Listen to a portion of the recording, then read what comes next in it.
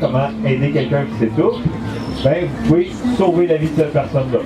Je vais vous enseigner aussi comment faire du massage cardiaque à quelqu'un qui est inconscient et qui n'a plus hâte de respirer normalement. Donc, comment remplacer le cœur. Et on va apprendre aussi comment utiliser un défibrillateur, une machine qui va donner un choc pour essayer de repartir le cœur. C'est les trois choses qu'on va voir aujourd'hui ensemble. On commence par l'étouffement. Ça ressemble à quoi quelqu'un qui s'étouffe? Il va peut-être changer de couleur, oui. Est-ce qu'il va tousser? Quelqu'un qui s'étouffe, est-ce qu'il est complètement... Quelqu'un qui tousse, est-ce qu'il est complètement étouffé? Non, l'air elle passe encore. Quelqu'un qui est complètement étouffé, ça va être le silence. Il sera plus capable de demander de l'aide, il sera plus capable d'émettre de son, il sera plus capable de tousser. C'est à ce moment-là qu'on va intervenir. Comment qu'on intervient quand quelqu'un s'étouffe? Quelqu'un qui s'étouffe, souvent les mains vont aller autour du cou, il n'y a plus de son. Je sais quoi faire, ok, tu as l'air de t'étouffer, je vais t'aider. On n'arrive pas en arrière puis on commence à aller sauter dessus, il faut quand même le rassurer, il va être très anxieux. Je vais venir m'installer en arrière de lui. Mon poing fermé, le pouce à l'intérieur, à peu près où est-ce qu'il serait son nombril. On ne joue pas au bonhomme Pittsburgh à essayer de trouver le nombril, on y va à peu près. L'autre main par-dessus. Donc, la main, le pouce fermé, l'autre main par-dessus pour avoir plus de force. Et on va faire des poussées en J, vers l'intérieur et vers le haut. Vers l'intérieur et vers le haut. Comme ça ici. Donc, un geste continu en forme de J. Et on le fait de façon répétée. Jusqu'à quand, selon vous?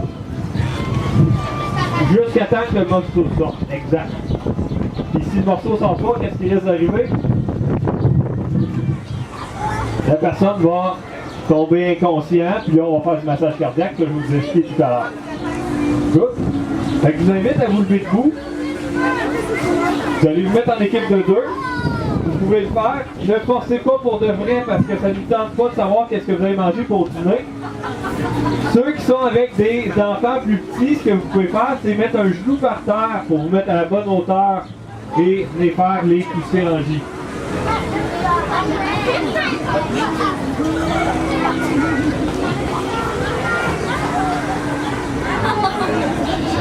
Donc les pousser comme un J vers l'intérieur et vers le haut.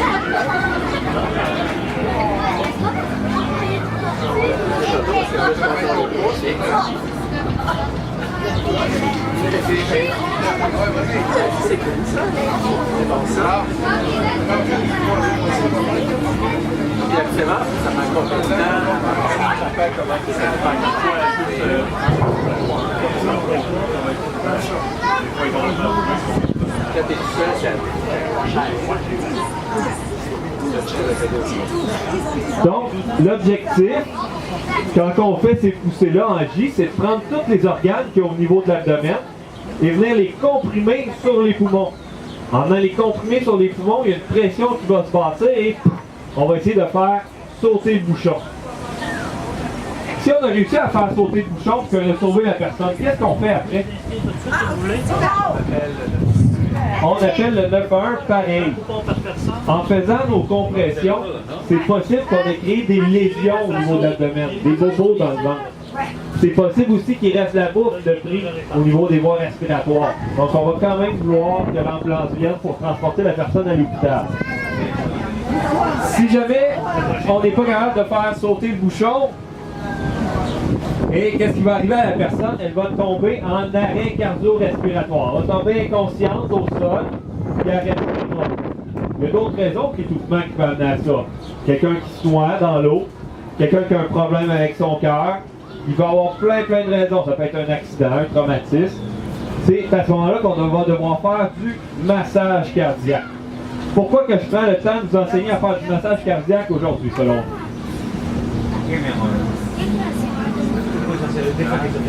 C'est populaire, ça va.